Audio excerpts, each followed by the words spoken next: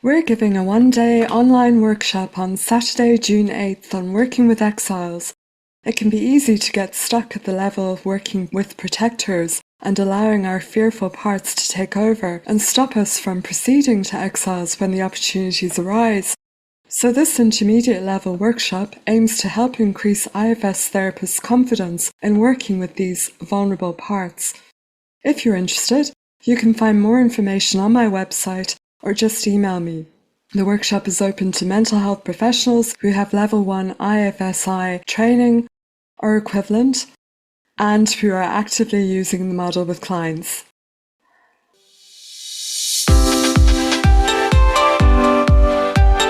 Welcome back to Purely IFS, a show that aims to support therapists and practitioners in using internal family systems as their primary approach with clients. I'm Gayle Williamson. And I'm E Redfern. In today's episode, we're focusing on parts detecting because so much stems from there. It's crucial in helping us maintain clarity, confidence and perspective in the work. Qualities of self, of course. We're going to look at detecting client parts and therapist parts, as well as identifying relationships between parts. And of course, as well as detecting parts in general, we need to be skilled at differentiating between protector and exile parts, as well as in detecting self, which isn't always straightforward. And this includes being aware of self-like parts, or parts that want to be self, or think they have to be self.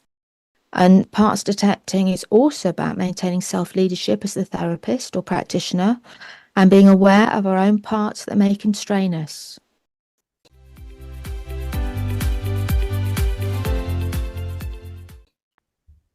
So I think there are three main areas where listeners would already be aware that they need to be doing their parts detecting. The first, during any time you and the client are just talking. In other words, when you're not doing any insight work, where, for example, clients will typically speak about themselves as though they're a single personality. So I was feeling anxious, or I messed up. Yes, where the IFS professional comes in and rephrases what the client or the supervisee has said to highlight the multiplicity in the parts. So a part of you was anxious and a part of you says you messed up. Then the second area, where during the protocol and throughout any insight work, we ask the fourth F, how do you feel towards this, for example, angry part? And then any responses you hear that don't sound like self indicate the response is coming from a part. And then thirdly, when you get to the sixth F and you ask a target part about what it's afraid will happen if it doesn't do its job, and its responses either indicate another part it's in conflict with, or polarized with, or in exile. Yes, but actually our clients will present us with so many opportunities to get to know their parts, and we just need to develop our parts detecting skills to pick up on them and have any parts in us that are nervous about seeing and suggesting or naming parts to give us space to do that. Essentially in therapy, it's all about parts and welcoming them. And of course, we aim to parts detect from or in our self-energy. If we're detecting from a part, it's likely to have an agenda and maybe not go so well. So I gave three main areas where we parts detecting clients. I think you wanted to suggest three areas of detecting the therapist system, Emma. Yes, I'm thinking there are at least 3 times when us therapists and supervisees might usefully detect or notice our own parts activation. And these are before we see a client or supervisee, then during our time together, and then after the session. Before we see the client or supervisee, we can notice if a part has any concerns about the upcoming session, what they want to share, any fears that might need to be addressed, and we might negotiate for space in the coming session. It's useful to just do that brief check-in with your parts before a session. I guess we all have those therapeutic relationships that our parts may find more challenging. So it's particularly helpful before those sessions, where we can just remind any scared or tired parts, for example, that they don't even have to stay for the session. We'll do it. And then while we're with the client or supervisee, we'll be detecting our parts as they nudge us or blend with us and try and take over. And we'll ask them to be patient, give space, and consult from the sidelines, if you want a sports metaphor, or consult from the back seat, if you like the inner psychic bus metaphor. And then after the session, we can spend time with whoever then becomes activated. And it's interesting that in supervision, therapists bringing client work will often say something like, I'm noticing this part really strongly as I think back on the session, or regarding supervision, I've been blended with this part since our last session. But they tell me, and I've experienced this myself, the part wasn't active in the session, it's only become active since. So therapists can parts detect at each of these 3 points in time or places in the therapeutic relationship. And the parts we notice might be different parts, or there might be ones who appear each time. Or I've occasionally noticed I might detect a part of me that's really quite tired at the end of the session, and it helps me be aware of a manager that may actually have been working quite hard in the session. And it prompts me then to be more curious about why it felt it had to work so hard. Yes. As you said, Gayle, the reason we parts detect as professionals is to negotiate with parts for space for our self-energy to be present when it's needed. But it's not that all parts must be banished or left outside the therapy door. It's more like they could join us as consultants or partner with us in the work. I think that's a really important point, because I notice a lot of novice therapists almost feel ashamed when they don't feel they were fully in self during a session. Whereas actually, I think that's an impossible expectation to put on ourselves. For me, it's more about ensuring as far as possible that I am self-led with clients, not parts-led, and that should a part of me ever take the lead, that I am able to acknowledge that with the client if necessary and make a repair.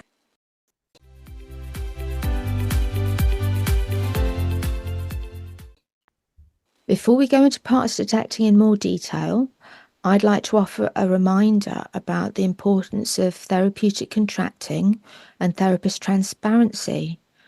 I say this because I have parts who are getting more and more upset at hearing about experiences therapists are reporting to me of wanting IFS therapy with another IFS professional, only to be told that the person doesn't use the full model or only does parts work. Oh, I hear you, Emma.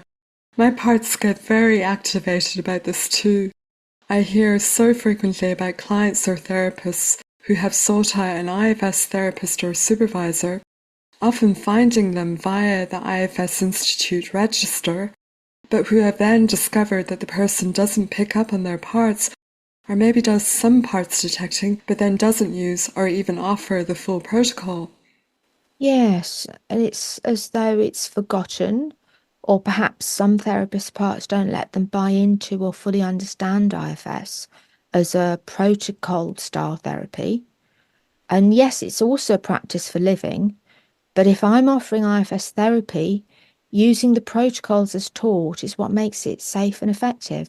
And I think it's problematic when the client is up for more of the IFS protocol than their IFS professional is or their therapist is. Sure.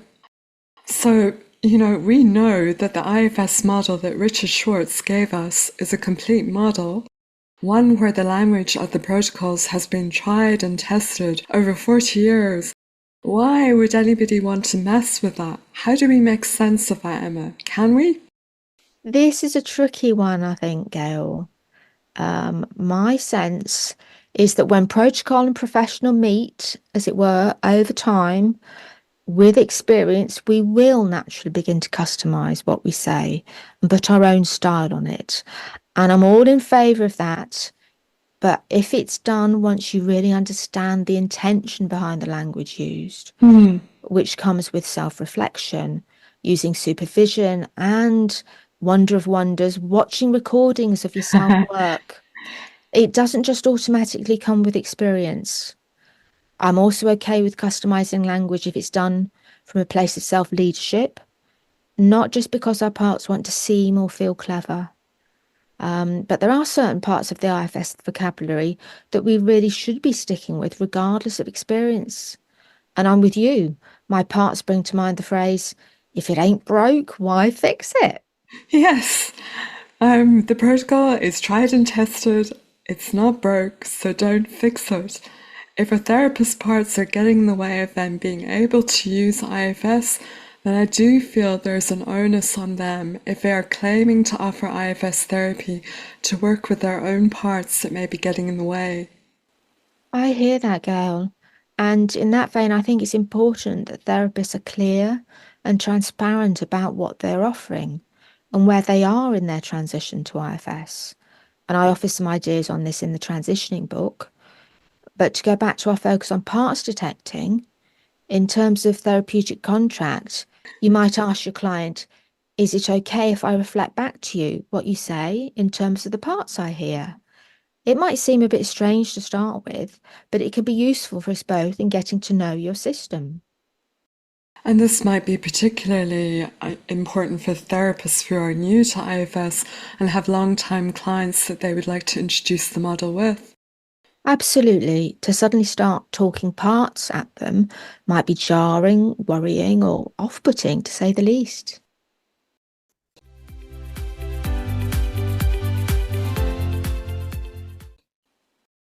I think when you're still getting used to working this way, it can be hard to think flexibly in terms of parts, where you think more in terms of the typical standard parts like the anxious part, the pleaser, the sad part, the critical part, etc.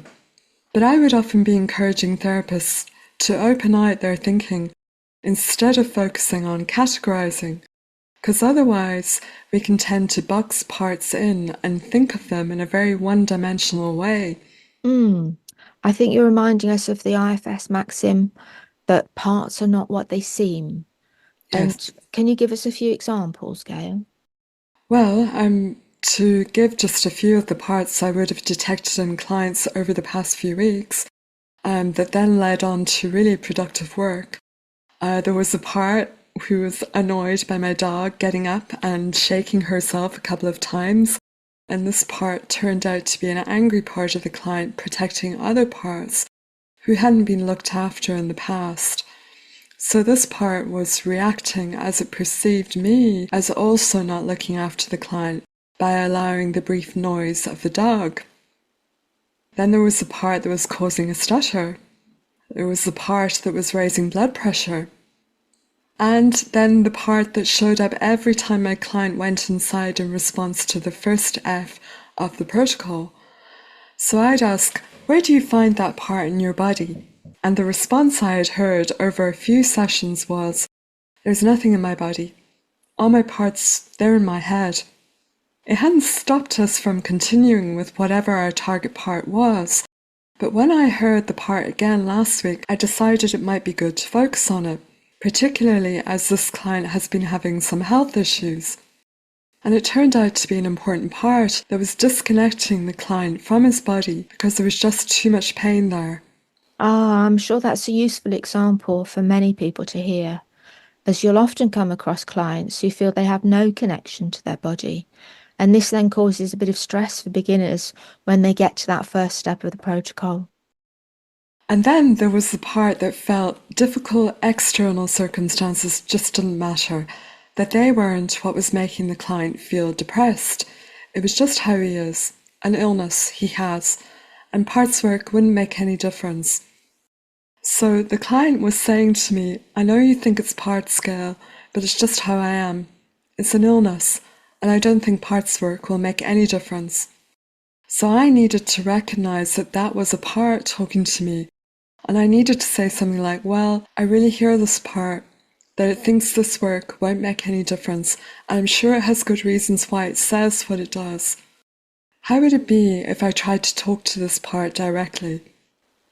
Right, so there you're issuing an invitation for the part to talk to you directly using explicit direct access, which is probably the best option with such a protector. I'm also hearing you're mindful of the 5 Ps of self-leadership, showing persistence and not following the part by going along with its implicit invitation to move along the bus, nothing, no one here to see. That's it. Instead, you persist in holding the perspective of trust in the model, which you know works, and you follow the protocols. Yes, and this part turned out to be a protector that was resistant to IFS work because it didn't want the client to believe in something, only then to look stupid for doing so. So it was a really important part of his to detect, and it links with exiles of his who have had humiliating experiences in the past. And to say more about thinking flexibly regarding parts, Gayle, I sometimes think our therapist parts can get a bit mono-minded.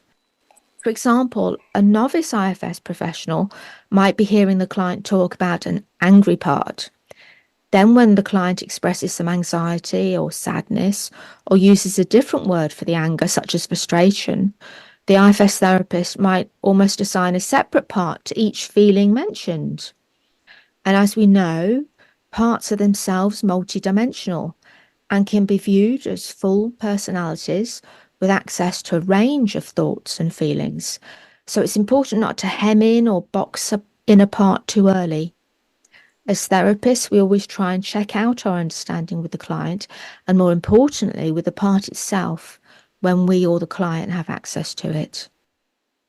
It's such an important thing to bear in mind, because if you approach parts in this way, then it helps you to be open to however they may present, instead of boxing a part in and then getting confused when it acts differently to your expectations.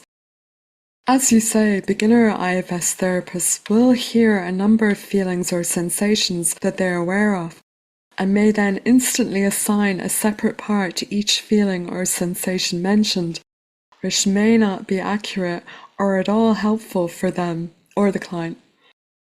I've actually got a little parts detecting test for our listeners, Emma. Great.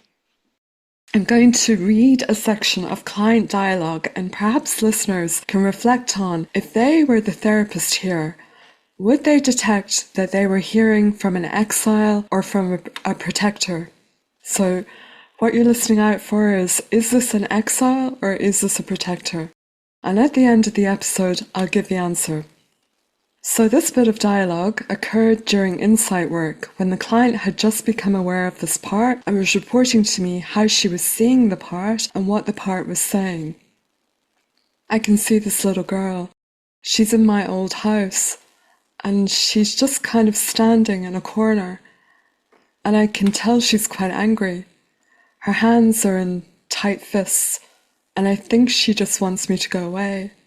I'm asking her if she is angry, and she just said she's been locked away. Actually, now she looks really sad and lost. She's saying she's 5. So what do we think? Exile or protector? We'll come back to it at the end.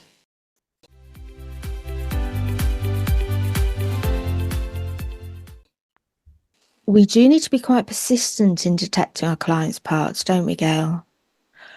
Because ultimately what we're hoping to do is help clients be their own parts detectors. So if we keep detecting their parts, it will help them get used to thinking of themselves in terms of parts. And it's good to try and get across to our clients that IFS is a life practice and a lifelong practice. Up to now, I'm thinking none of us will have been taught to be aware of our own multiplicity.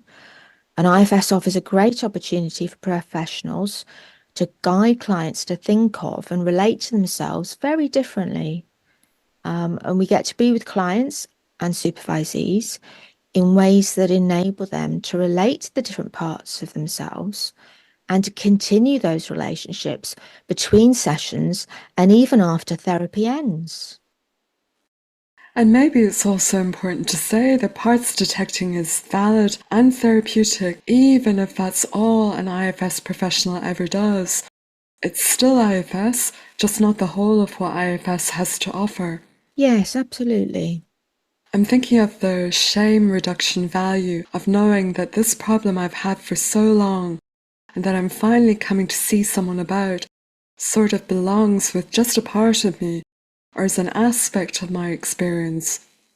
Parts detecting and verbalizing to the client communicates that there's more to you than just that. And it's about more than shame reduction.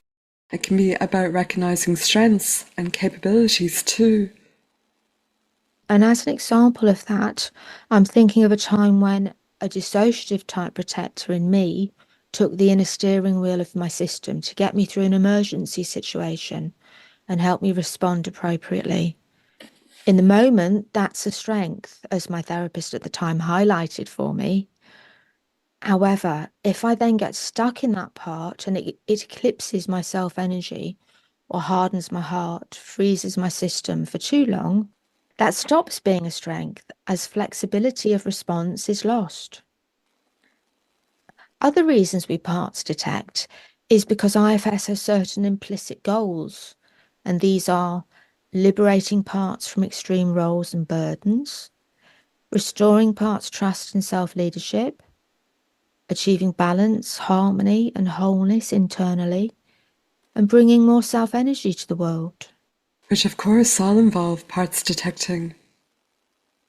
Put more simply, detecting our parts increases unblending and spaciousness inside, which paves the way for accessing self-energy and building self-to-part or self and part relationships, as Dan Reed and Ray Wooten term it in their chapter in the Supervision and Consultation book, a model of IFS-informed supervision and consultation, unblending from struggle into self-led clarity. It's a chapter which is a goldmine, not just for consultants but for therapists too.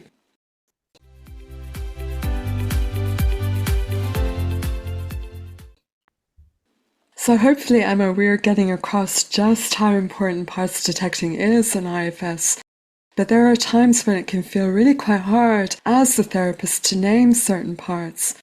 For me, that's where you come across people saying what they clearly regard as universal truths about themselves, and where we as a therapist may fear it will be potentially shaming for the client to actually name it as a part. You know, if for example a person says, I'm very religious, or I like to be helpful, or I like to laugh, or I've always loved hard work. I find it useful to really try and maintain your curiosity and wider perspective. So inside you, it's something like, I hear she's saying that she's very religious, but of course, I know that we're all multiple personality, so I wonder who inside her might be religious. The one I seem to encounter a lot is the client with the extreme joker part. You know, the client who tells lots of funny stories, laughs a lot, and they just think that's how they are. Yes, it can be tempting to not take this part seriously, to kind of laugh it off or laugh along with it. But actually, it's an important part to befriend because, of course, it's a protector and there's pain underneath and possibly held by the protector too. I remember I used to really struggle, and this was before IFS, when a client would want to entertain me, make a joke out of everything. I had a part who so wanted to join in, Yeah. but my system also knew that would be colluding in such an unhelpful way, a way that might almost be hard to come back from. Which now, of course, is a part of you that you can speak for to the client to highlight the part that is blending with them. Yes, and that detecting my parts activation and speaking for it can be appropriate in IFS supervision too. I'll often speak for what I think of as drama triangle dynamics coming up in me to check out what might be coming up in the supervisee or in their therapeutic relationship.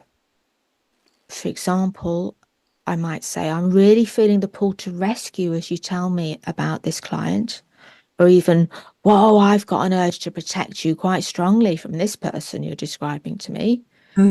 Might it be relevant to consider drama triangle protectors here?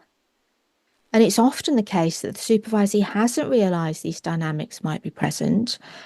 Their own parts were maybe hiding in plain sight, And me noticing my reactions then helps them notice their reactions, and so it cascades down.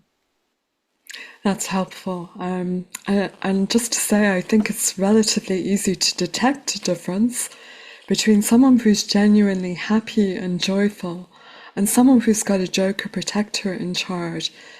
It doesn't feel quite authentic. It's got a certain forceful or even manic energy to it. Sure. And of course, parts like the one you described can be polarized with other extreme protectors, perhaps even drama triangle type persecutor parts. It's a useful one to keep in mind when being alert for polarizations. The part who makes a joke out of everything that isn't going to be at all popular with any kind of protector that is focused on achievement, perfectionism, or hard work.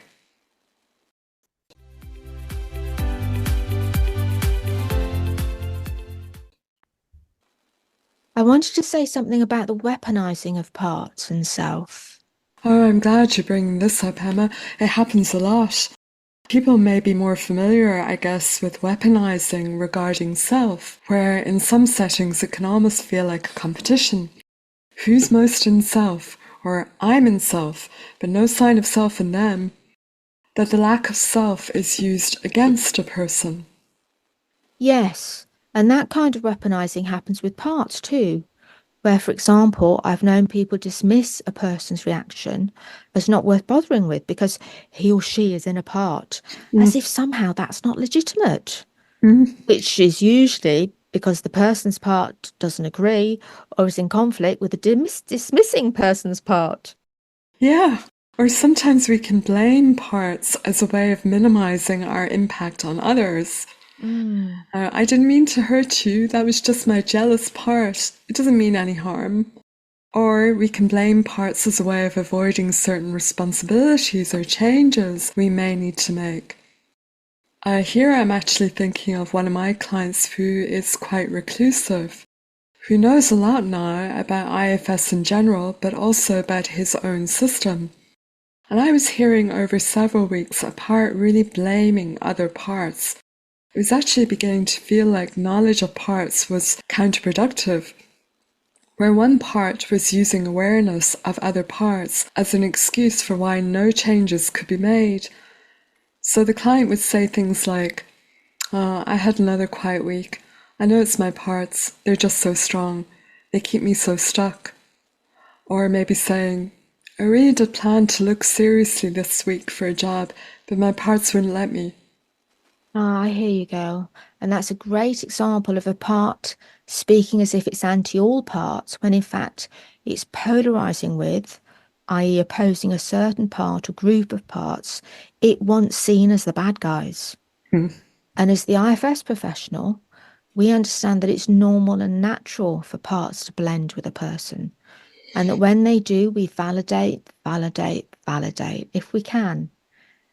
But it's prudent to be mindful during any conversation with a client of not siding with one side of the polarization over the other, as both sides may be listening, and a part that's polarizing with another part is not going to want us to side with their opposition.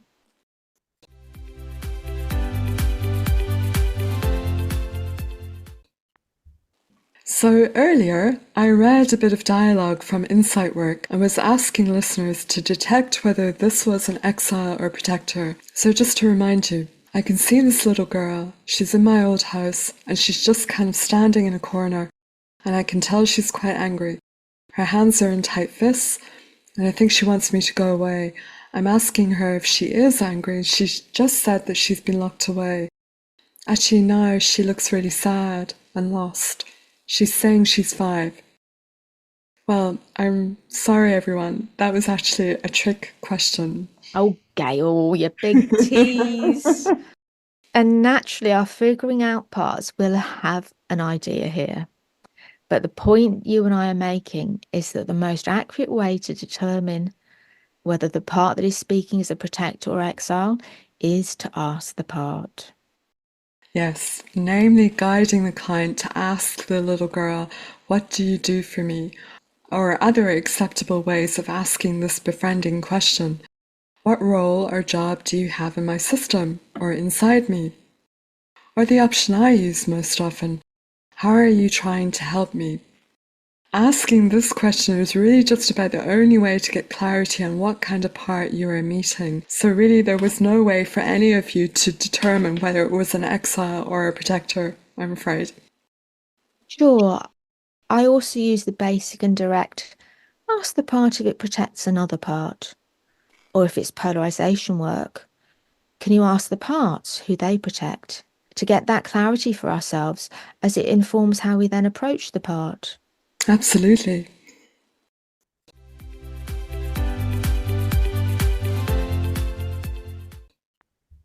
And thanks again for joining us on Purely IFS. We'll be back again soon. Bye for now. Bye everyone.